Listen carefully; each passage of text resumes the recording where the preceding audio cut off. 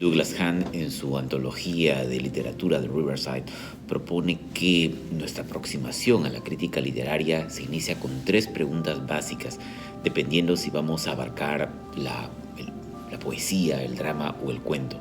Hahn propone 2 formas de acercarse a la crítica de un texto. Desde un lado, la perspectiva del cuento tradicional, desde el otro lado, la perspectiva del retrato. Cómo la historia mezcla el realismo del retrato con la fuerza psicológica del cuento tradicional. ¿A qué se refiere cuando habla de cuento tradicional? Hahn explica que en la historia del inglés, la palabra tale, que significa cuento, es primo de la palabra tell, que significa contar. Algo similar ocurre en el español. La palabra cuento es similar o es cercana a la palabra contar. El cuento tradicional ha estado más asociado con la voz que con la página. Muchos de los más famosos y conocidos cuentos fueron transmitidos por siglos de manera oral antes de que fueran recogidos por tradicionalistas o por folcloristas como los hermanos Grimm. Las personas que recitaron estos cuentos para los hermanos Grimm se los habían tenido que aprender de memoria, habían sido transmitidos oralmente de generación en generación.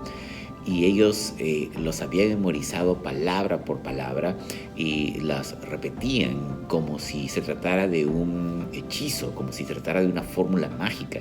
Y es interesante que en la Edad Media la palabra inglesa spell, que significa encantamiento, que significa hechizo, podía significar tanto cuento como encantamiento. Pero vayamos un poco más allá. ¿De qué trata un cuento tradicional? ¿Cuál es el tema de un cuento tradicional?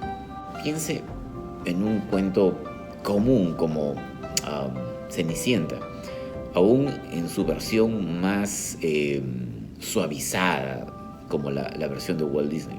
En un cuento como este podemos ver cómo la historia atrapa en un espacio muy pequeño nuestros miedos y nuestras esperanzas más profundas.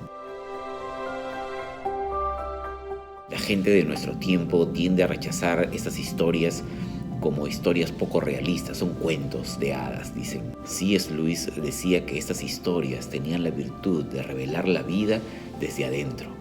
Son aspectos de la vida que son mucho más cercanos para nosotros, como nuestro temor a la soledad, nuestro temor al abandono, nuestro deseo de reivindicación, incluso la esperanza de dominio de la naturaleza. Schiller decía que había recibido de estas historias un significado más profundo que aquel que había recibido a través de la vida cotidiana.